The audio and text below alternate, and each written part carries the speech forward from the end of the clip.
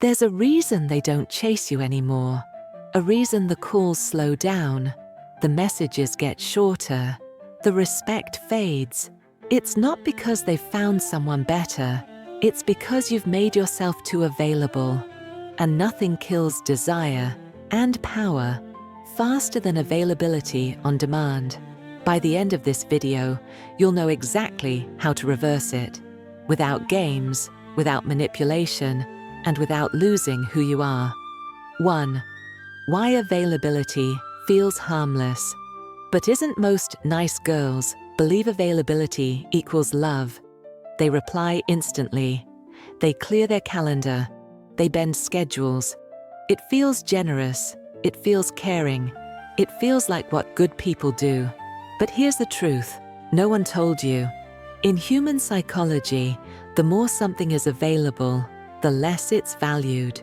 It's why we queue for hours for an exclusive restaurant, but barely notice the cafe on our street corner. It's why rare gemstones are locked in vaults, while pebbles sit ignored on every beach. People don't consciously think, you're too available, so you're less valuable. But subconsciously, the brain makes the link.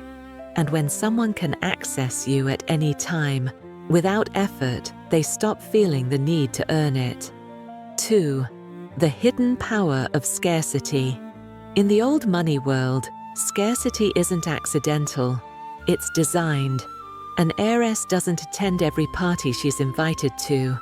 A woman of influence doesn't answer every call the moment it rings.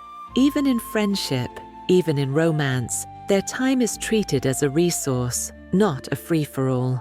Scarcity creates space for anticipation. Anticipation builds desire. Desire builds respect. When you're scarce in the right way, people begin to value every interaction more. They listen more closely. They put more effort in.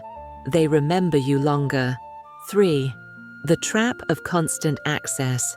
Here's the trap.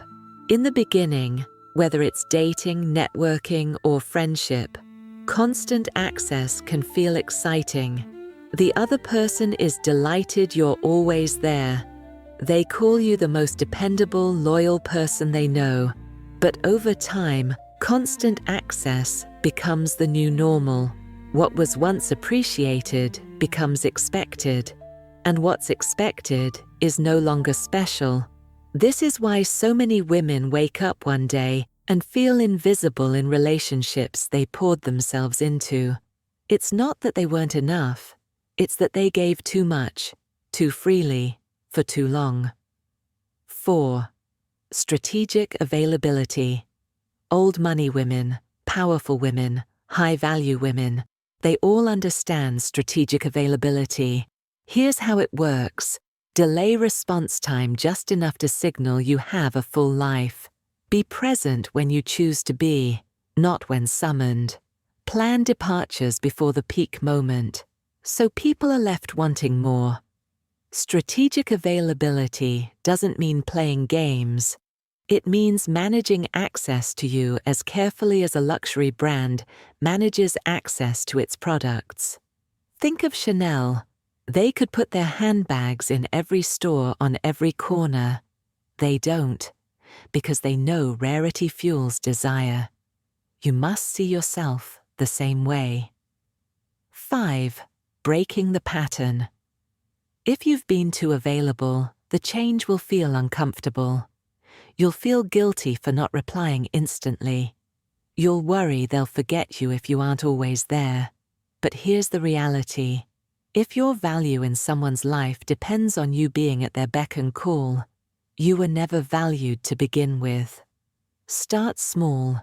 Leave a message unread for a few hours. Politely decline an invitation if it doesn't fit your schedule. Take a weekend for yourself without announcing your every move. At first, the people who benefited most from your constant access might push back. But the right people will lean in because the shift will make them see you in a new light. 6. The elite mindset shift. In the elite circles I've moved through, the women who command the most attention aren't necessarily the most beautiful or the loudest. They are the women whose presence is felt and whose absence is noticed. They are not always around. They are an event.